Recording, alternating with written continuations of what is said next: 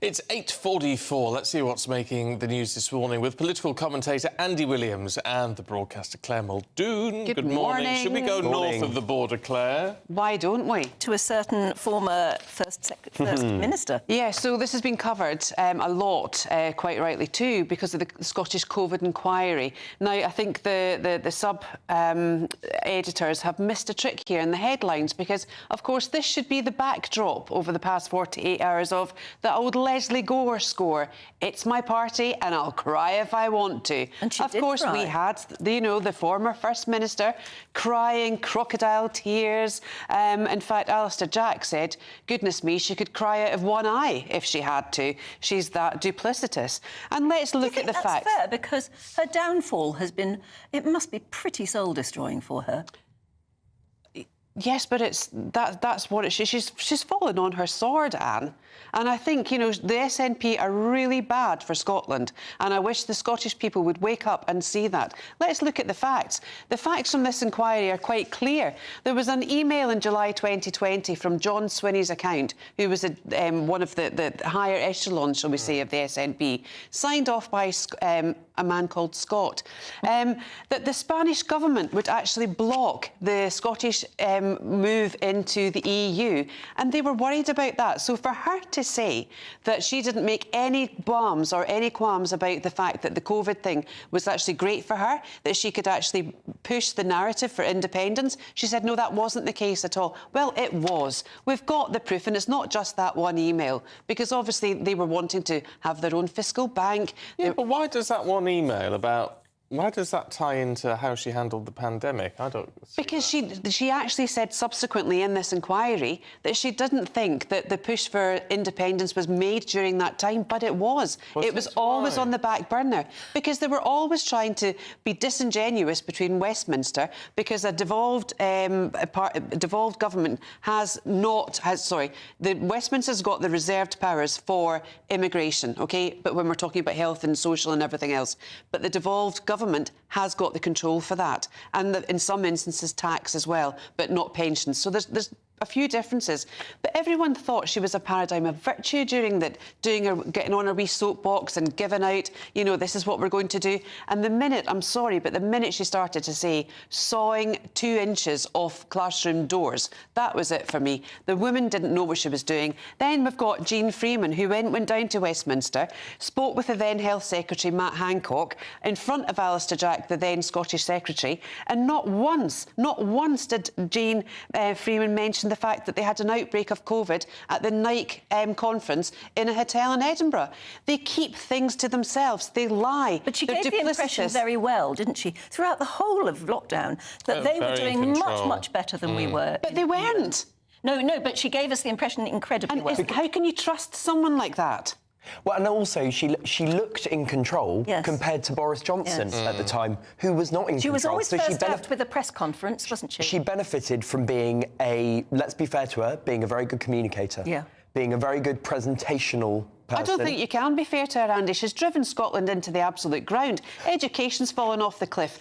Health and safety has gone by the wayside. I mean, there's now... Dundee used to be famous for jute, jam and... journalism.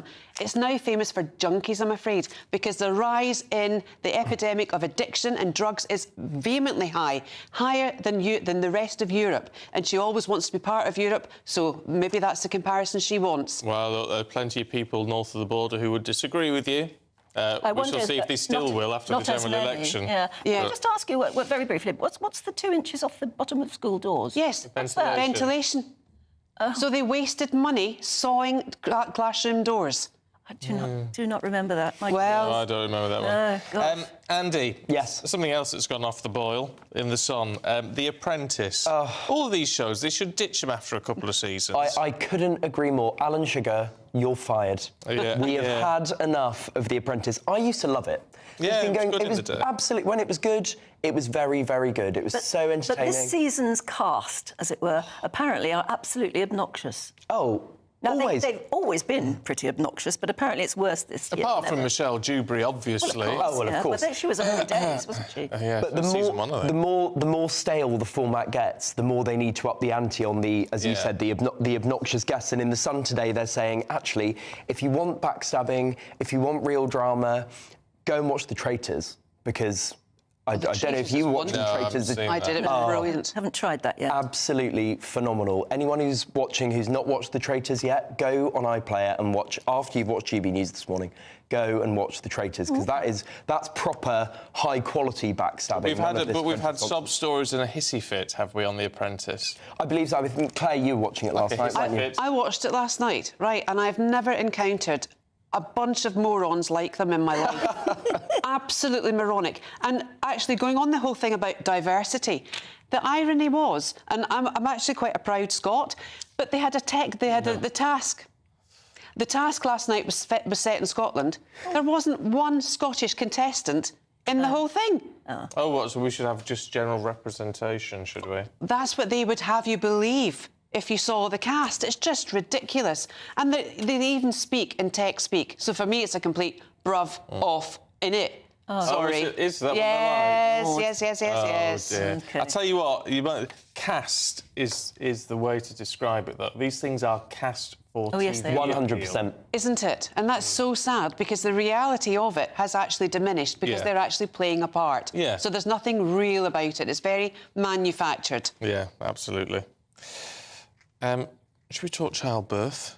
Oh, Lord, I think do you have should. to? Oh, no, yes, we don't have to. Motherhood. Motherhood. Yeah, Claire, more women than ever are delaying motherhood.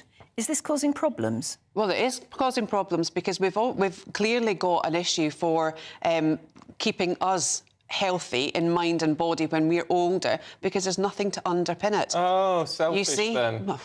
Selfish. She's going to be looked after. But yes, absolutely I do. No, hang on. If women are delaying motherhood, then they're still working and paying tax right up until they're in their 30s. Yeah, but Anne, the issue I've got with this is... Tax doesn't change your... No, but listen, they gave a statistic from women born after 1977, so I was 5 years before that, and I've got 4 children. But my mother had my sister when she was 21. I had my first child when I was 26. My eldest is turning 26 now. But the thing I really didn't like about this, they said that, oh, it's because women are in education now. And I think, you don't. It's because you have children younger does not mean you're not educated. What we should be doing is educating people and having homes, in working homes. No, but the argument is with that, and I can see the argument, they're saying women are becoming more educated, going to, degree level is what they're talking about, therefore they're wanting to start a career and not start a family. Yeah, but that's so sad. But the language that's used in the NHS in terms of IVF treatment that some women have to go through because they can't conceive naturally is things like, oh, your fertility will fall off a cliff at age 30. And yet we've got women bearing naturally children aged 50. So there's the language and the rhetoric and the narrative, I think, has to change. And reports like this aren't helping anything. Yes, we can look at graphs. Yes, we can look at whatever. But the reality is we need more babies in the world, and we need more babies in this country, not immigration. We need more children, and that's the future. Oh, well, I've done my bit. Can't do Stop it, you. Council tax going up. For schools that I don't have any children at. Very quickly, I suppose we need to end with the fact that those of us who were courageous enough to attempt to dry January... Talk it up a bit there, Anne Diamond. Yeah, sorry. I mean, really tried. And if you How long did you last? About 3.5 days. But I tried very hard because it's your influence. Oh, you said non-alcoholic wines taste really good. Yeah, they're great. So I thought, the thing is, I was never a wine drinker anyway. Did your hangover last for 3.5 days? That's why it took you 3.5 days to get back onto Year of the Dog, Anne. I couldn't drink the stuff. It was like sugar water to me. Oh, no, it's not. No, it's quite low. Maybe I've got to try calorie. a much more expensive one. Maybe if it's a cheapy one, it might not be any good. So what is your tipple, Anne? Oh, I don't have one, Claire. So, Stephen, if you were to walk into the pub, I know Andy's is a pint because we discussed that. What would you have? A pint or a non-alcoholic spirit? I don't drink, but I'd have a pint. Right, OK. I like a pint. And do you know how much the average pint is? God, it's about £2.50 now. £3.93. How much were you charged last night? £7.80. Yep. For one pint? Yep. In central London, £7.80.